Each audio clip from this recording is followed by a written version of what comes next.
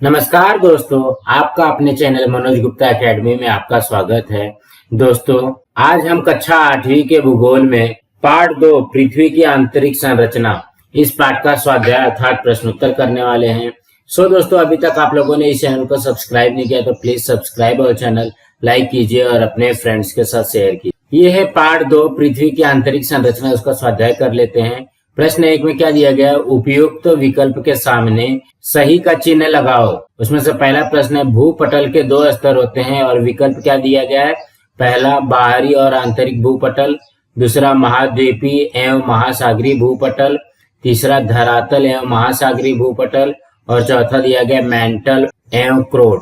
इसके उत्तर में आएगा महाद्वीपीय एवं महासागरीय भूपटल, उसके सामने सही का चिन्ह लगाना है। अब अगला करते हैं। दूसरे में क्या दिया गया है? मैंटल एवं भूपटल में निम्नांकित में से कौन से घटक सम्मिलित हैं?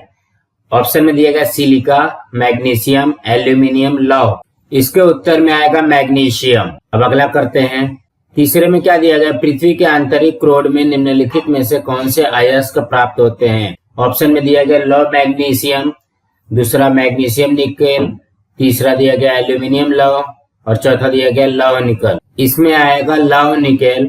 अब अगला करते हैं। चौथे में क्या दिया गया? आंतरिक क्रोड इनमें से कौन सी अवस्था में है? गैसीय अवस्था में, ठोस अवस्था में, द्रव अवस्था में, अर्ध ठोस अवस्था में। इसमें आएगा ठोस अवस्था में। अब अगला करते हैं।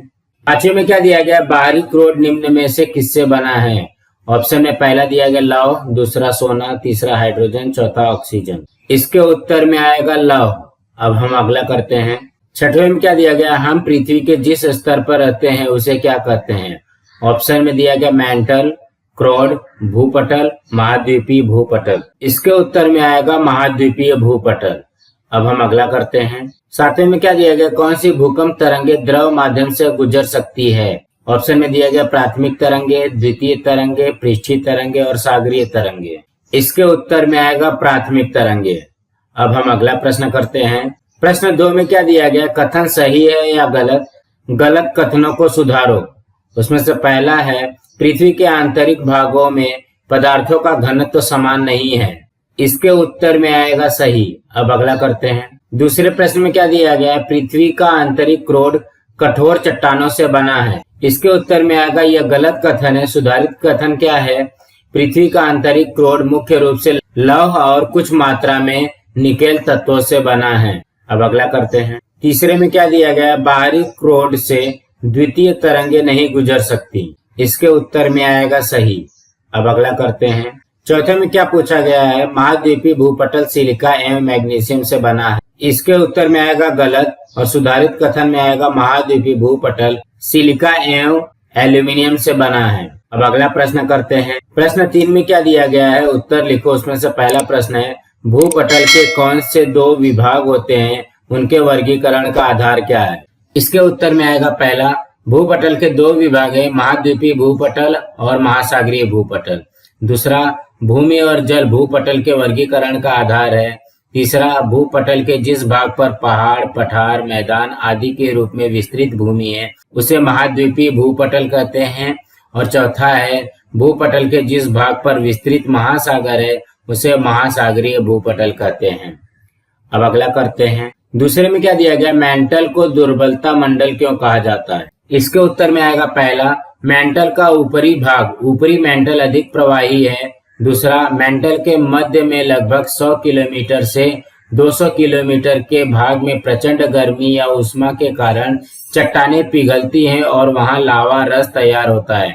और तीसरा पॉइंट है, अत्यधिक दाब तथा उष्मा के कारण मेंटल में आंतरिक हलचलें होती हैं और परिणाम स्वरूप भूपृष्ठ पर भूकंप, ज्वालामुखी, पर्वत निर्माण, घाटी निर्माण जैसी प्रक्रियाएं होती हैं। मेंटल में अनेक प्रकार की हलचलों तथा भौगोलिक प्रक्रियाओं के निरंतर होते रहने के कारण मेंटल को दुर्बलता मंडल कहा जाता है। अब अगला करते हैं। तीसरे प्रश्न में क्या दिया गया? स्पष्ट करो कि पृथ्वी का चुंबकावरण परिभ्रमण का परिणाम है। इसके उत्तर में आएगा पहला, पृथ्वी की आंतरिक संरचना के बाहरी क्रोड का तापमान लगभग 5000 अंश सेल्सियस है तथा आंतरिक क्रोड का तापमान लगभग 6000 अंश सेल्सियस है। तापमान के इस अंतर के कारण आंतरिक संरचना के आंतरिक क्रोड की ओर से बाहरी क्रोड की ओर ऊर्ध्वगामी प्रवाहों की उत्पत्ति होती है।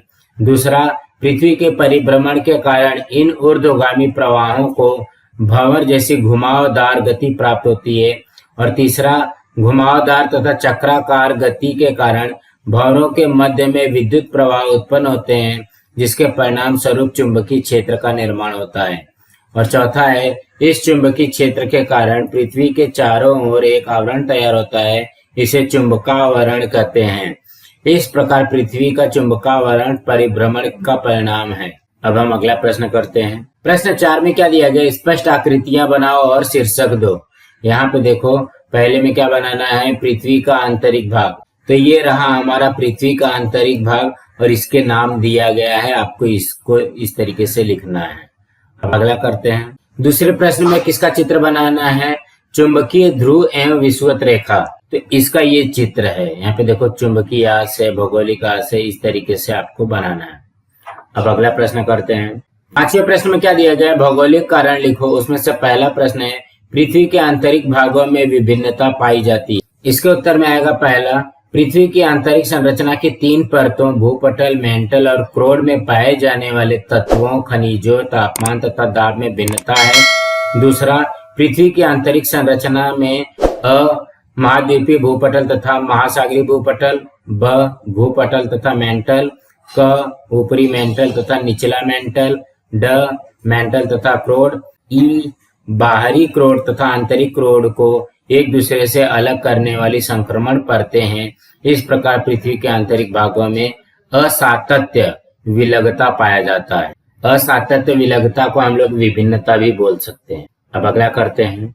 दूसरे प्रश्न में क्या दिया गया है? खनिजों का घनत्व और आंतरिक भागों में उनके पाए जाने वाले स्थानों में सहसंबंध है। इसके उत्तर में आएगा पहला, पृथ्वी के भूपटल तथा मेंटल में अपेक्षाकृत कम घनत्व वाली सिलिका, एल्यूमिनियम तथा मैग्नीशियम खनिज या तत्व पाए जाते हैं। दूसरा, पृथ्वी के क्रोड में अपेक्षाकृत अधिक घनत्व के खनिज जैसे लौह तथा निकेल पाए जाते हैं। इससे स्पष्ट है कि खनिजों का घनत्व जैसे जैसे बढ़ता जाता है, वैसे वैसे उनका पृथ्वी की आंतरिक संरचना में स्थान अधिक गहरा होता जाता है। इस प्रकार खनिजों का घनत्व और आंतरिक भागों में उनके पाए जाने वाले स्थानों में सहसंबंध है। अब अगला करते हैं। तीसरे में क्या दिया गया? भूकंप एवं ज्वालामुखियों का केंद्र मेंटल है। इसके उत्तर में आएगा पहला, मेंटल या ऊपरी मेंटल में लगभग 100 किलोमीटर से 200 किलोमीटर के भाग में प्रचंड उष्णता के कारण चट्टानें पिघलती हैं और वहां लावा रस का निर्माण होता है। दूसरा, प्रचंड उष्णता तथा दाब के कारण मेंटल में आंतरिक हलचलों या ऊर्जा तरंगों का निर्माण होता है। इन ऊर्जा तरंगों का ऊर्ध्वाधर दिशा में वहन होने के कारण भूपटल में दरारें पड़ जाती हैं, जिसके परिणाम स्वरूप भूपृष्ठ पर भूकंप तथा ज्वालामुखी जैसी प्रक्रियाएं घटित होती हैं। इस प्रकार मेंटल भूकंप एवं ज्वालामुखियों का केंद्र है। अब अगला करते हैं। चौथे में क्या दिया गया है? धरातल की अपेक्षा सागर के नीचे आंतरिक भाग की मोटाई कम पाई जाती है। इसके उत्तर में आएगा पहला, धरातल के नीचे के आंतरिक भाग या महाद्वीपीय भूपटल का घनत्व 2.65 से 2.90 ग्राम प्रति घन सेंटीमीटर है। सागर के नीचे के आंतरिक भाग या महासागरीय भूपटल का घनत्व 2.90 से 3.3 ग्राम प्रति घन सेंटीमीटर है। दूसरा, धरातल के नीचे के आंतरिक भाग या महाद्वीपीय भूपटल का घनत्व अपेक्षाकृत कम होने के कारण महाद्वीपीय भूपटल मेंटल पर सहजता से तैरता रहता है। इसके कारण यह मेंटल में विलीन नहीं होता और इसकी मोटाई अधिक होती है। दूसरी ओर सागर के नीचे के आंतरिक भाग या महासागरीय भूपटल का घनत्व अपेक्षाकृत अधिक होने के कारण महासागरीय भूपटल की कुछ परत निरंतर मेंटल में विलीन होती रहती है और इसकी मोटाई अपेक्षाकृत कम होती है। इसके कारण धरातल की अपेक्षा सागर के नीचे आंतरिक भाग की मोटाई कम पाई जाती है। अब अगला करते हैं। पांचवें में क्या दिया गया है? चुंबकावरण के कारण पृथ्वी का संरक्षण होता है। इसके उत्तर में आएगा पहला, पृथ्वी के चारों ओर स्थित ओजोन की परत सूर्य से उत्सर्जित होने वाली पराबैंगनी किरणें अवशोषित कर लेती हैं। इससे पृथ्वी का संरक्षण होता है। दूसरा, पृथ्वी के चारों ओर के चुंबकावरण के कारण सौर पवनों में से होकर बहने वाले आवेशित कण ओजोन की परत में प्रवेश नहीं कर सकते। इसके कारण ओजोन की परत की रक्षा होती है। इस प्रकार चुंबकावरण के कारण पृथ्वी का संरक्षण होता है। सो दोस्तों, आज हमारा यहाँ पे पार्ट 2 का स्वाध्याय कंप्लीट हुआ। दोस्तों, आप लोगों को ये वीडियो कैसा लगा आप लोग कमेंट बॉक्स पे जरूर लिख करके बताइए। इस वीडियो को ज्यादा से ज्यादा लाइक कीजिए, अपने फ्रेंड्स के साथ शेयर कीजिए ताकि उनको भी प्रश्न उत्तर मिल सके, और इस चैनल को सब्सक्राइब कीजिए। नमस्कार दोस्तों।